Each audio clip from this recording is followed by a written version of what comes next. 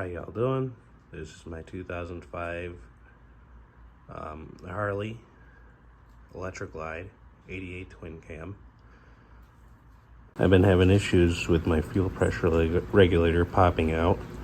What happens is usually the ears of the plastic housings either break or they get enough flex that it allows the fuel pressure to push the regulator out itself and blow out the O-rings. Not exactly ideal when you're 1,000 miles from home. Today I'll be rebuilding the tank with a Quantum's fuel system. Comes with the fuel pump, new sock, new gasket, tubes, zip ties. Comes with a filter and a regulator, and I'm upgrading from a plastic piece to a Trask, which was suggested by just about everyone. You can see I've done a little bit of pre-assembly. When you get the fuel pump and to get this sock on, you have to put this little clip on right there. It's a pain in the butt. I used a 3/16 nut driver to push it on. So it'll be probably different with every motorcycle, but to get the this housing off, I used a 5/32 Allen wrench, and then to get the screws out of all of these, it's a T20. I already took it apart, so sorry if you needed to see that. So for the most part, I've already disassembled just about everything, so this is a quick run through. I've already taken the fuel filter and the regulator out, so you just have to disconnect the tubes. To get the pump itself out, there's a way to have this pivot.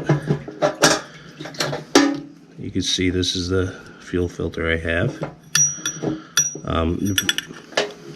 And then you just gotta really find a way to just pivot it out.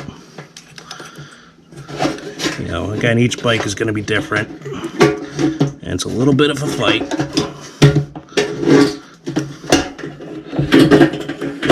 I've done this a couple times already.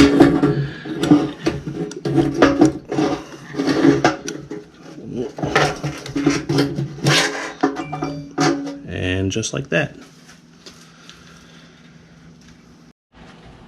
So it's super easy from here to get the old one out. Clip the zip ties out, and it'll fall right out. You can disconnect the pump.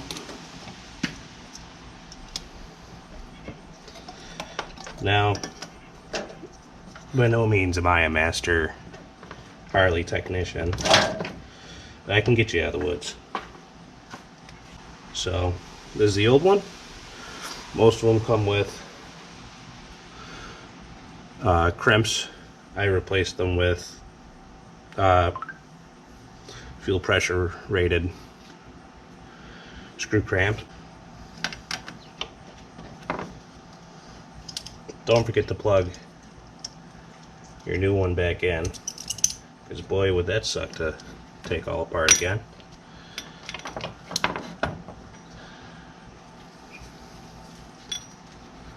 There's a groove that the sock will slide into.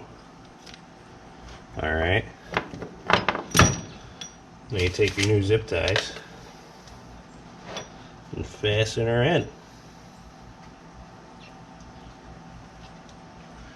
So this should go without being said, but if you're not comfortable working on this, take it to someone who is. I'm not talking about your buddy.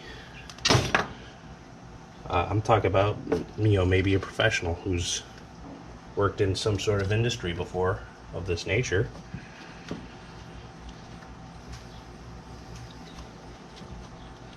So fasten her in right good. over a couple extra clips.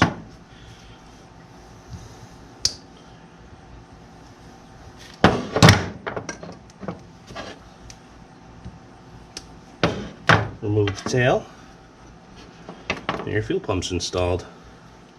So because I had this pre-taken apart, we want to make sure the ears go into its home. We always want to make sure the filter is facing towards the pump. The pump's supposed to go into the filter first. Then once we get this back in, this will go to his home right here, holding the fuel filter in. So when I said the pump pulls down and pivots, this is what I meant. The spring keeps it at tension. See if I could get you a better view. Pull down, pivot. So, sorry, trying to do this with one hand. So now it's really just reassembly.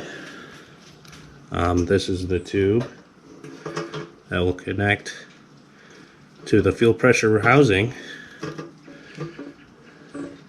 like so. But in order to get this in, I have to install this first. And by now I'm a master, I thought.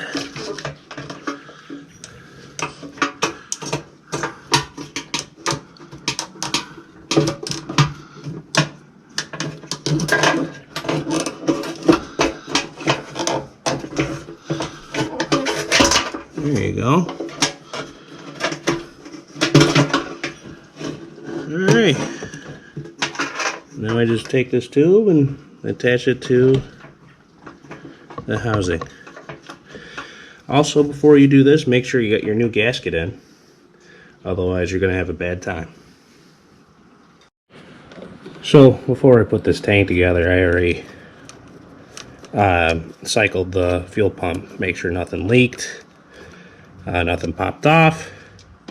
I didn't record it because I didn't want my stuff sprayed with gasoline in case I didn't. Again, if you're not comfortable doing this, don't do it.